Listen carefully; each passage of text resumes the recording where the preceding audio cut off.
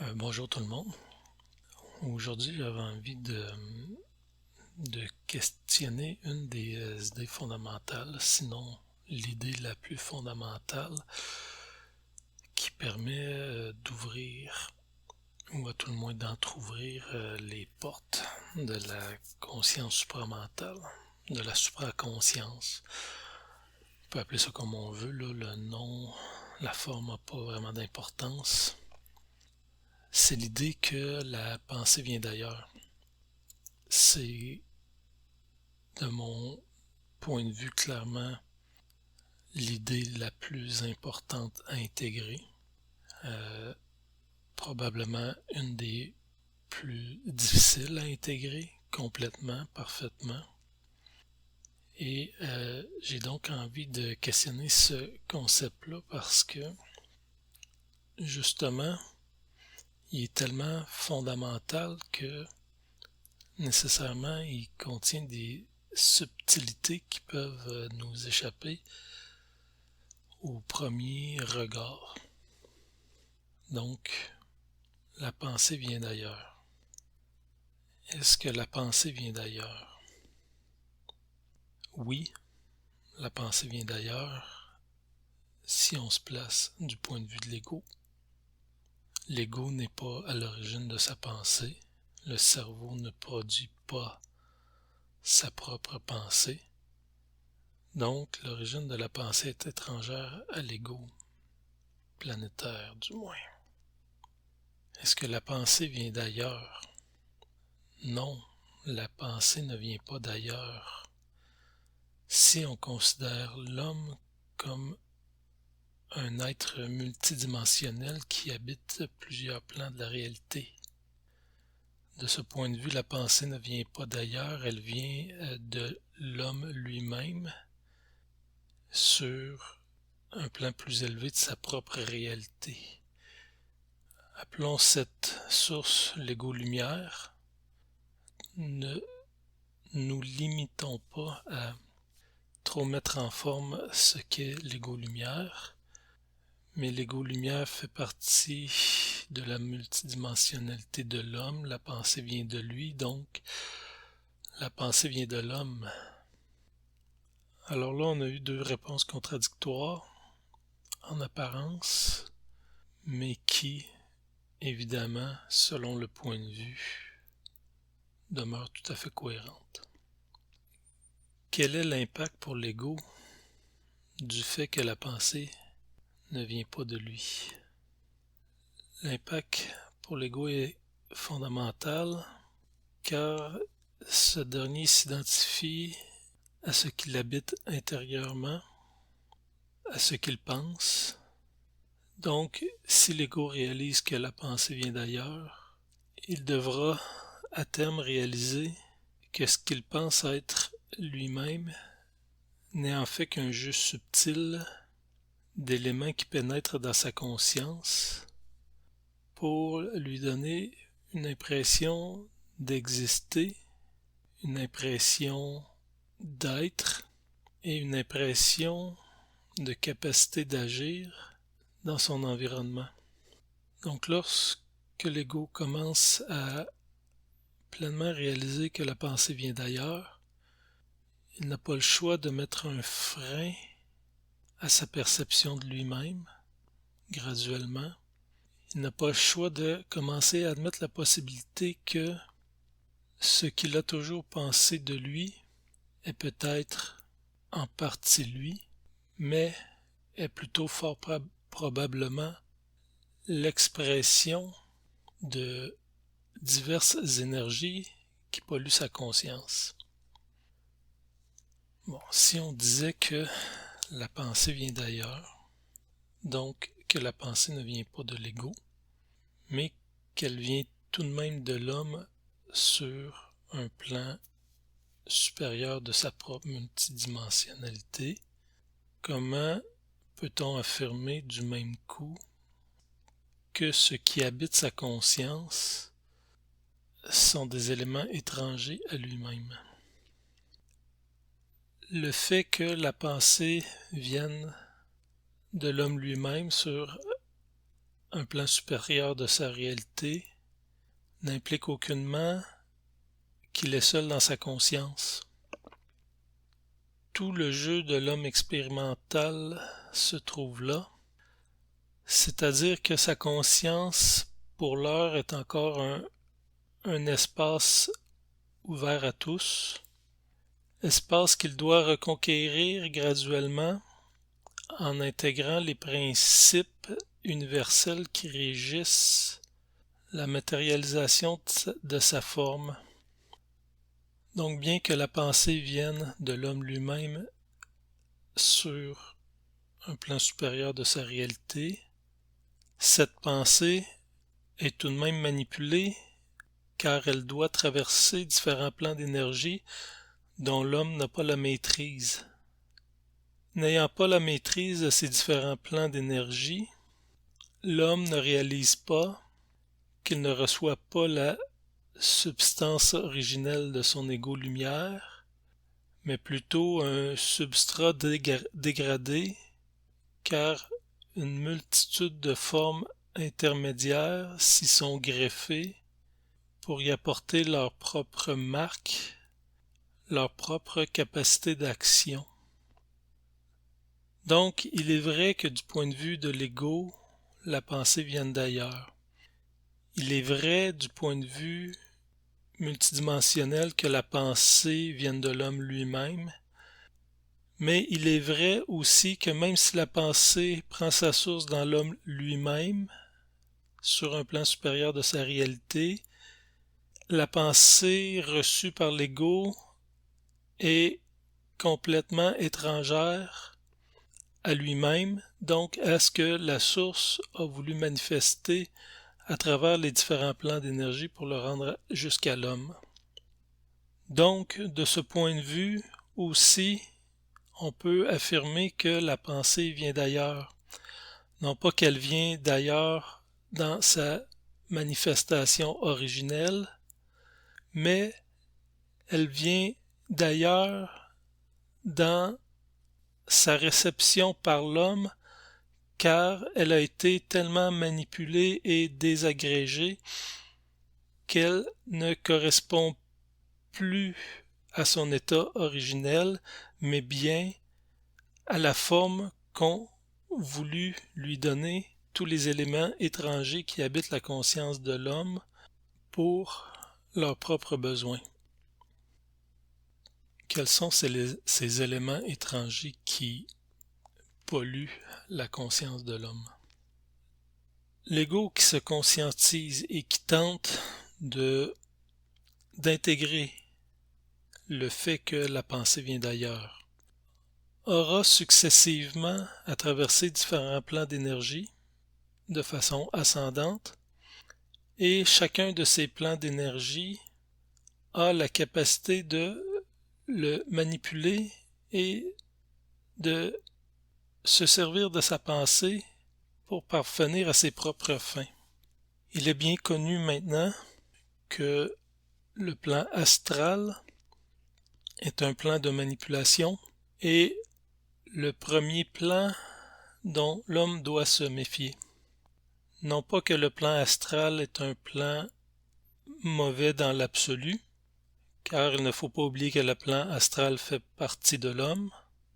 L'homme doit en intégrer l'énergie, mais plutôt parce que le plan astral est le plan le plus près de l'homme, celui relié à son émotivité, et celui qui a le plus à perdre de la reconquête de son esprit par l'homme.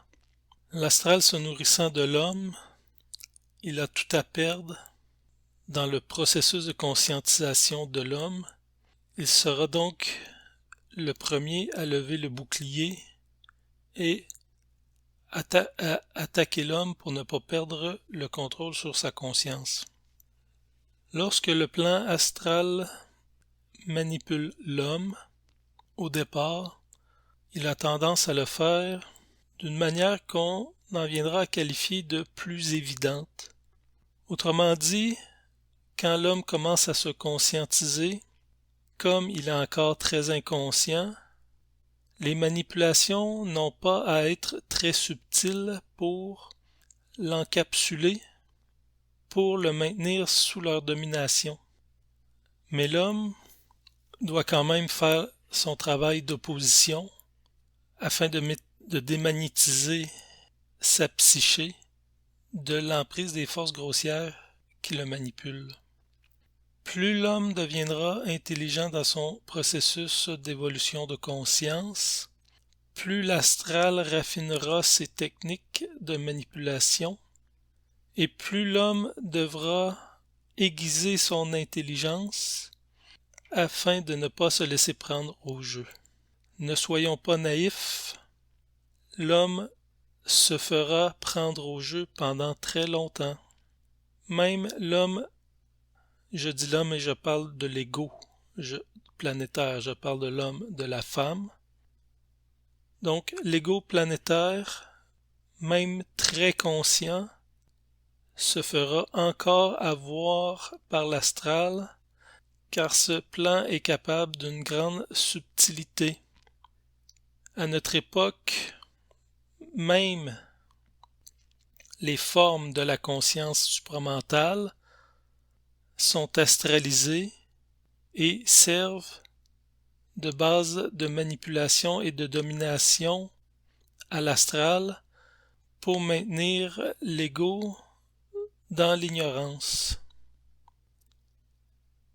Donc l'ego qui se conscientise doit être très vigilant face à l'astral et face à la perception qu'il a de sa propre intelligence.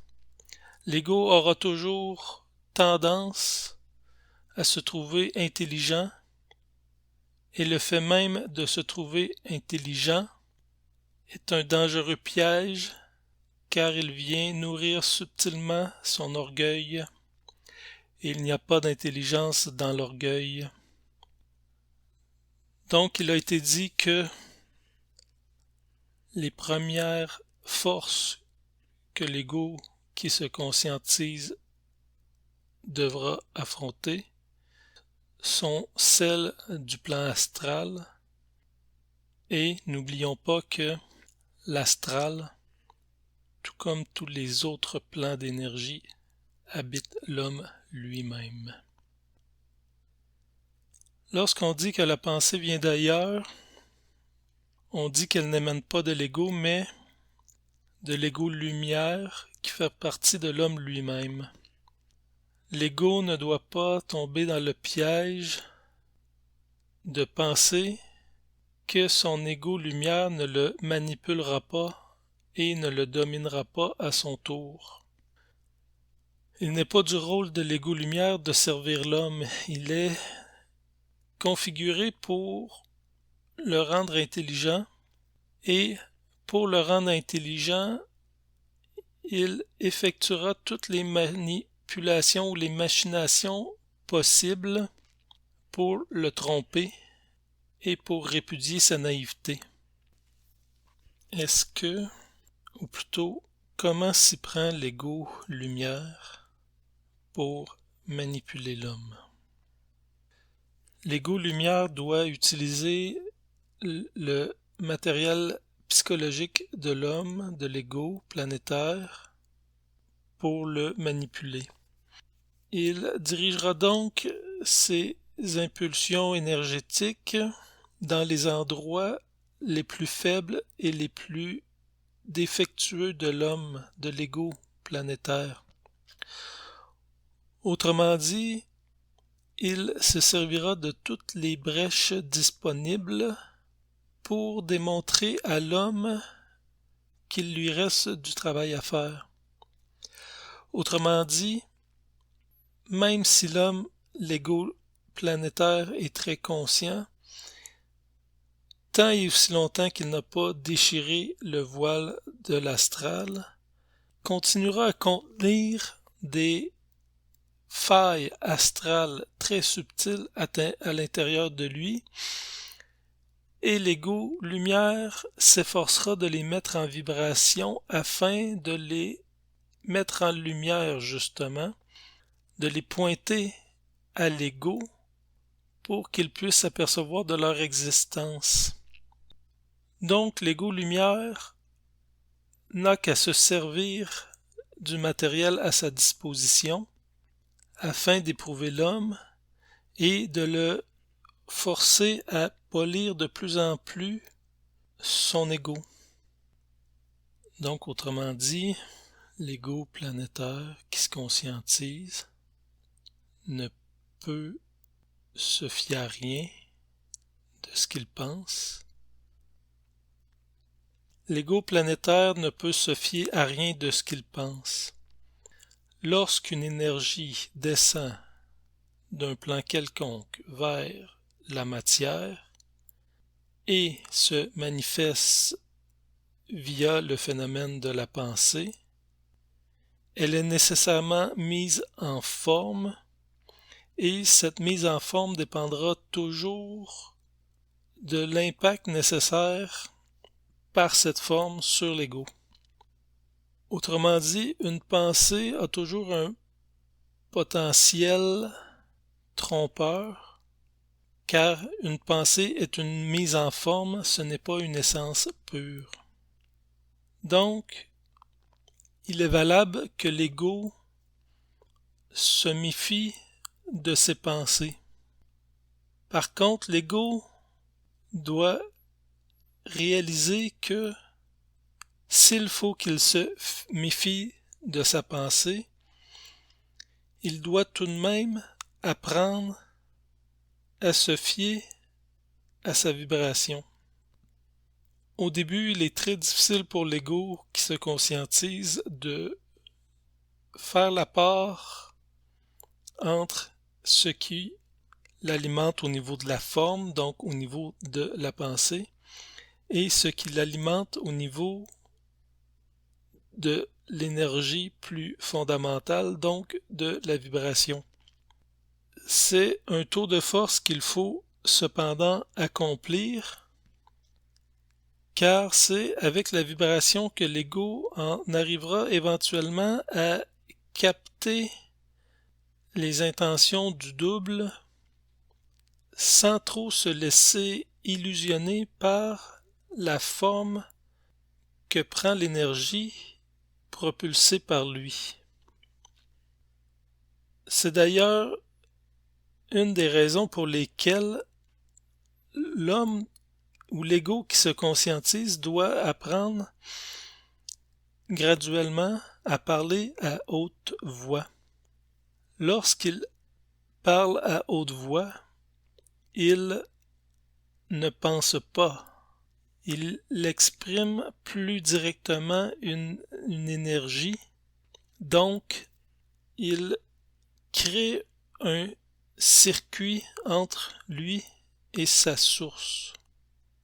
Lorsque l'homme pense, l'énergie de sa source devient accessible à tout un univers de forces étrangères, alors que quand il parle directement, il y a comme un lien direct qui se fait entre l'homme et la source, d'où l'importance de la parole.